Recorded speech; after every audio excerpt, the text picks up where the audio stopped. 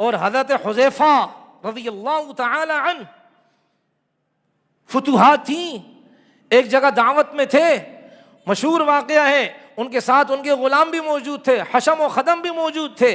حذیفہ رضی اللہ تعالی عنہ نے لقمہ توڑا، منہ کے قریب کیا، منہ میں نہیں داخل کیا لقمے کو، اس لیے کہ اگر منہ سے لقمہ گر جائے اس کو کھانا مکروہ ہے، اس کو کسی جگہ رکھ دے، چونٹیاں کھا لیں گی، لیکن منہ کے قریب اگر گر جائے صاف کر کے کیا کر لے بھائی، کھا لینا چاہیے. حضرت حذیفہ رضی اللہ تعالی عنہ سے اسی طرح کا واقعہ ہوا، صورت یہی پیش آئی کہ منہ کے قریب، لبوں کے قریب کھانا لقمہ انہوں نے کیا قریب، اور وہ لقمہ گر گیا. پھر اٹھایا، سارا کراؤڈ ہے، سارا مجمع ہے، دیکھ رہا ہے، کسی کی پرواہ نہیں کی ہے، اور کیا لقمے کو صاف کیا اور کھانا شروع کر دیا. ساتھ والے نے کونی ماری، اے حذیفہ چھوڑ دیتے اس لقمے کو، ایک طرف کو کر دیتے، چونٹیاں اگر کھا لیتی، لیکن اب یہ لوگ کیا کہیں گے کہ حذیفہ نے یہ کام کیا. اب حضرت حذیفہ رضی اللہ تعالی عنہ مجمع کو دیکھ کر کیا فرمایا انہوں نے، اترک سنت حبیبی لہؤلاء الحمقاء، میں ان بے وقوفوں کی خاطر اپنے محبوب کے طریقے کو چھوڑ دوں.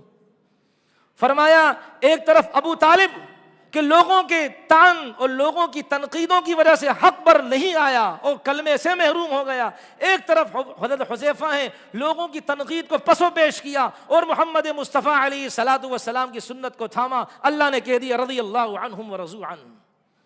یہ ہے صحابہ سنت. بھائی میں اپنی دکان نہیں چلانا چاہتا، لیکن ایک واقعہ ذہن میں آ رہا ہے، اولاد کی تربیت کے اعتبار سے بھی کچھ ایک آدھ بات عرض کر دوں کہ دیکھیں بچوں کو آپ پیور دین سکھائیں گے تو بچے اس پر عمل کریں گے، ورنہ پھر کیا ہے بچے بھی ڈاواں ڈول ہوں گے، ابا جی ایسے کر رہے ہیں ہم بھی ایسے کریں گے. ہو سکتا ہے یہ حکمت کا تقاضا ہو، بچے بھی بچوں کو خالص دین بتائیں. بھائی ہمارے والد صاحب اللہ بہت بہت ان کی عمر میں برکت دے، میں بتانا نہیں چاہتا تھا، انہوں نے ہماری یہی تربیت فرمائی، کہیں بھی کھانے میں جائیں اور وہاں میوزک بجے فوراً اٹھ جائیں، ضرورت نہیں ایسے کھانے کی، میں ہوں زندہ، میں تمہیں کھانا کھلاؤں گا انشاءاللہ، لیکن ایسا کھانا جہاں معصیت نہ فرمانی ہو اللہ کی، چھوڑ دو اس کھانے کو، چلے جاؤ. اور ہم پھر یہی دعا، ابا جی ہمیں باہر لے جاتے چکن ٹکے کھلاتے تھے، ہم یہ کہتے یا اللہ ایک دوبارہ کوئی ڈول والا آ جائے تو چکن ٹکے کھائیں گے، بریانی کو چھوڑ دیں گے، ٹکے شکے کھائیں گے. اس زمانے میں مرغی سے محبت تھی، اب نہیں ہے. پھر وہ ڈول والے آتے تھے، ابا جی ڈول والے ہیں، کہا چلو بیٹا آ جاؤ، میں نہیں کھلاؤں گا. اللہ جانتا ہے وہ نفرت جو بیٹھی ہے، اس لیے کہتے بچپن کی عادت 55 تک رہتی ہے. اب تو حکمت کے وہ کیا ہے چورن چٹنیاں بیچنے والے آ گئے، نہیں یہ لوگوں کی خاطر کرنا پڑتا ہے. تو صحابہ سے زیادہ ہوشیار بن رہے ہو بھائی، حضرت حذیفہ سے زیادہ ہوشیار بن رہے ہو. حضرت حذیفہ کو دین کا پتہ نہیں تھا، آپ کو مجھے دین کا زیادہ پتہ ہے بھائی.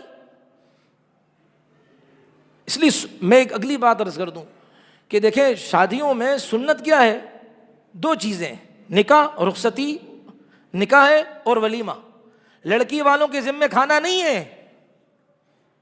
یہ ہمارے اپنے بھی ہال بک کر دیتے ہیں کہ جی کیا کریں مجبوری ہے، گھر میں جگہ تنگ ہے. ٹھیک ہے بھائی، آپ اپنے رشتہ داروں کو بلا لیں، لڑکے والوں کو کیوں بلا رہے ہو؟ 50 40 60 لوگ کیا ہے وہاں سے کیا ان کے رشتہ دار آ رہے ہیں. یہ اللہ کے نبی کرنا جانتے تھے. حضرت فاطمہ کے نکاح میں کس کو بلایا آپ علیہ السلام نے؟ ولیمے کا فرمایا حضرت علی کو تم ولیمہ کرو، میں لڑکی والوں میں کھانا نہیں دوں گا. مجھے خود یاد ہے میرے سسر صاحب جب میں کیا ہے وہ نکاح ہوا تو میں تو اس وقت تو مجھے اتنا پتہ نہیں تھا، ابھی بھی کچھ بھی پتہ نہیں ہے، تھوڑا بہت استادوں کی جوتیاں سیدھی کرنے کی برکت سے. اب میں سمجھا کہ بھائی وہ جائیں گے تو بڑا ریسپیکٹ ملے گا اور خوب بریانی شریانی ملے گی. وہ گئے اور پانی مانی پلایا، مجبوری میں بہت زیادہ کر کے کیا ایک بوتل پلا دی، چلو بھائی بچی لے کر میں آ رہا ہوں. اب وہ کہتے ہیں اللہ ان کی قبر کو ٹھنڈا کرے، واقعتاً صحیح دین بتا کر گئے ہیں. یہی ہونا چاہیے. تو میرے محترم اصل یہ ہے دعوی محبت نہیں، رسول اللہ کے طریقوں پر انسان چلے. کریں گے بھائی. حضرت ابو ذر رضی اللہ عنہ وہ تشریف لے جا رہے تھے کھیتوں میں، وہ پانی دینے کا سلسلہ تھا، ان کا پاؤں لگا پانی کی نالی کو، نالی ٹوٹی. اب پانی کیا ہے سامنے والے کے کھیت کا ان کی طرف آنے لگا، نہیں بلکہ ہوا یہ کہ کسی کا پاؤں ان کے کھیت کی نالی پر لگا جہاں سے پانی کا بہاؤ ہوتا ہے، وہ ٹوٹ گئی.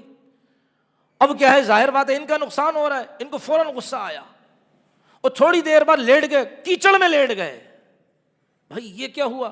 حضرت ابو ذر رضی اللہ عنہ جن کو نبی علیہ السلام نے فرمایا اس امت کا زاہد سب سے بڑا عبادت گزار ابو ذر ہے، رسول اللہ صلی اللہ علیہ وسلم کے بارے میں یہ فرمایا.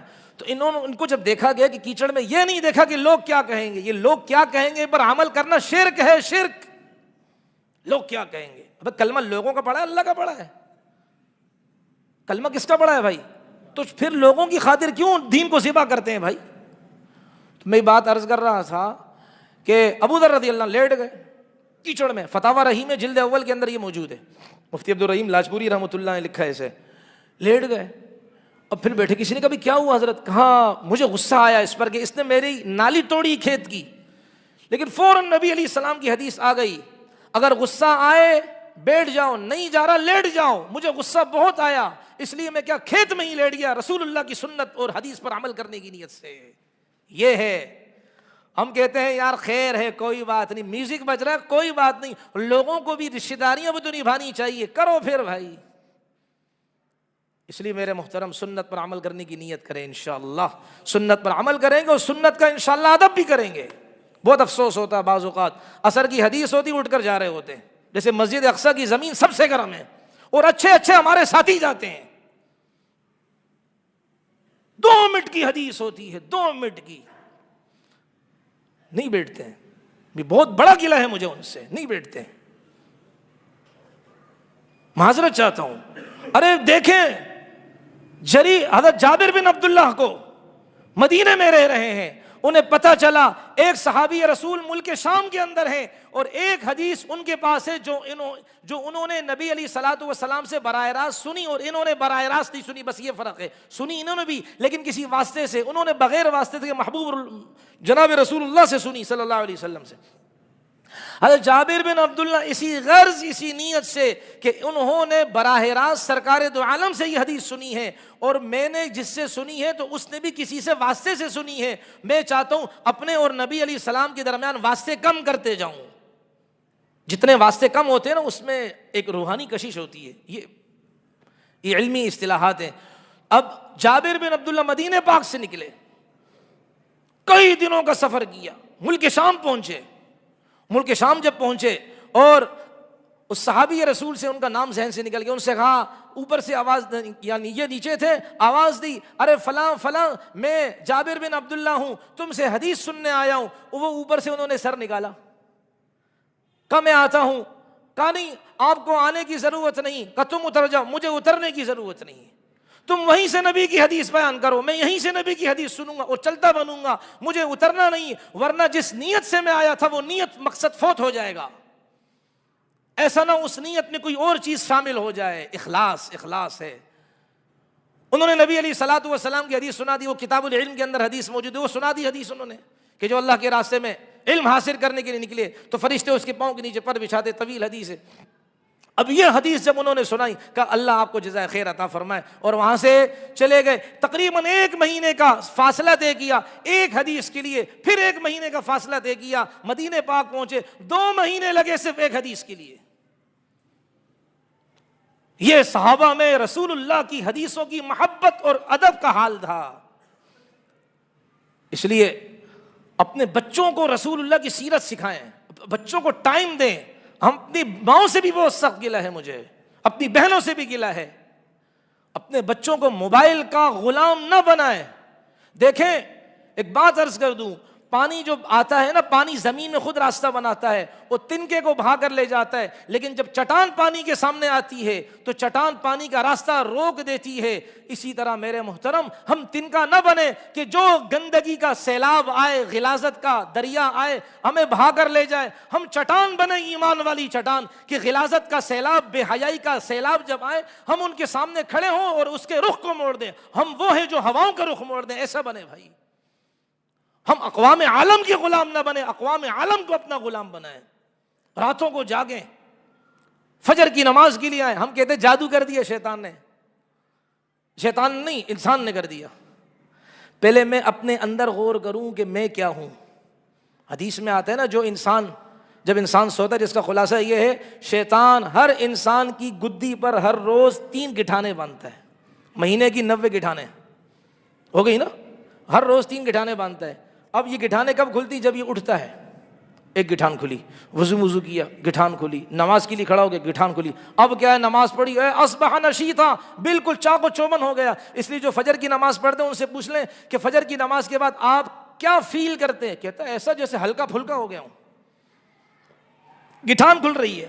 اور جو بیچارہ ایک دن نہیں پڑھے گا 3 گٹھانیں تو لگی ہوئی ہیں، اگلے دن نہیں پڑھے گا 3 اور لگی ہیں، اگلے دن نہیں پڑھے گا 3 اور لگی ہیں، ایک مہینے کی 90 گٹھانیں۔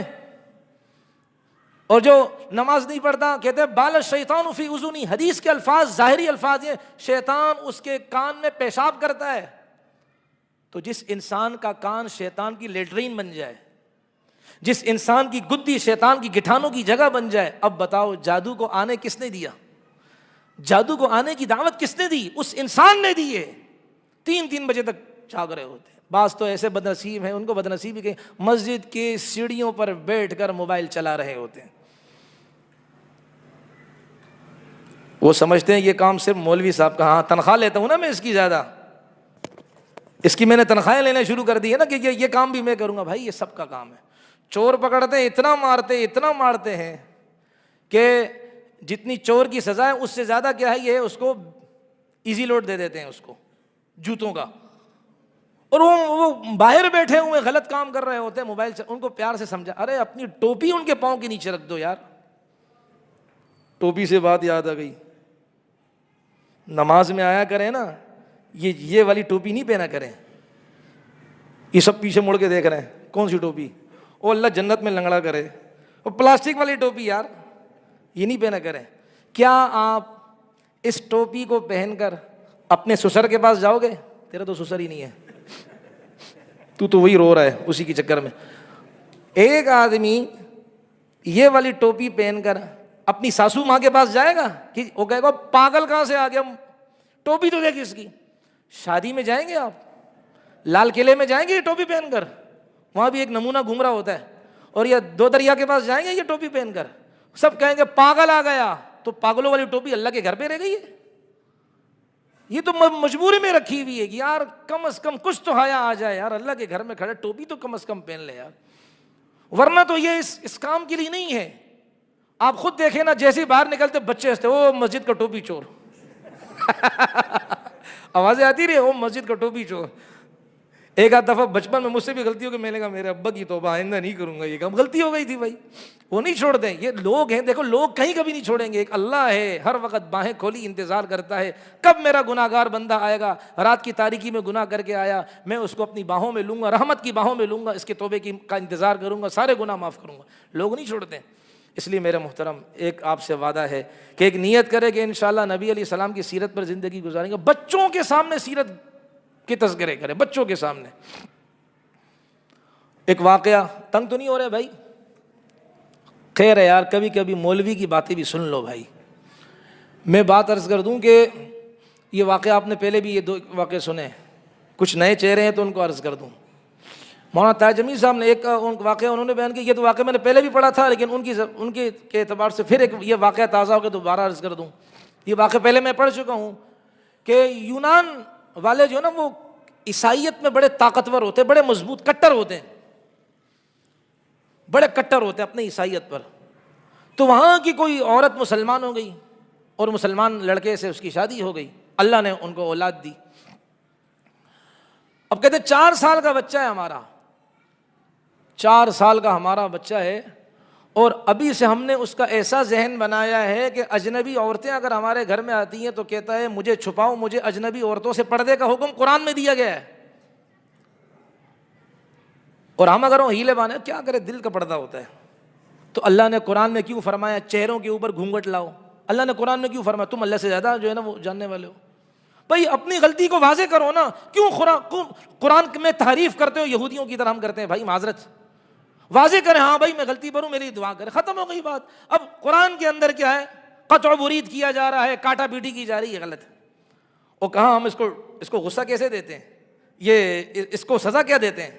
کہ سزا اس کو یہ دیتے ہیں اگر یہ بچہ کوئی غلطی کرتا ہے، ہم کہتے ہیں بس آج کے بعد تجھے عالم نہیں بنائیں گے، وہ ہمارے پاؤں پڑتے ہیں، اماں غلطی ہو گئی مجھے معاف کر دو، میں آئندہ نہیں کروں گا، نہیں تمہیں ہم عالم نہیں بنائیں گے، تمہیں ہم ڈاکٹر بنائیں گے۔ ڈاکٹر بنانا ناجائز نہیں ہے بھائی، یہ صرف ان بچوں کی تربیت کے اعتبار سے انہوں نے یہ بات کی، نہیں بھائی تمہیں ڈاکٹر بنے، یہ والا کھاتا کہ یہ ڈاکٹری لائن میں جائے، نہیں، عالم کے لیے یہ نہیں چلے گا۔ اماں اللہ کے واسطے میں عالم بننے سے محروم نہیں رہنا چاہتا، کتنی بڑی بات ہے۔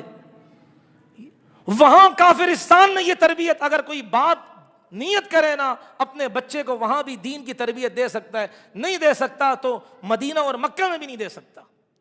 اس عرض پاکستان میں بھی نہیں دے سکتا. اس لیے بھائی اپنی بچیوں کے لباسوں پر غور کرے خدا کے واسطے, اپنے بچوں کی ایکٹیویٹیز پر غور کرے خدا کے واسطے. بچوں کو اتنی محبت دے, اتنی محبت دے, بچہ کہے دنیا میں اگر کوئی دوست ہے میرا والد ہے.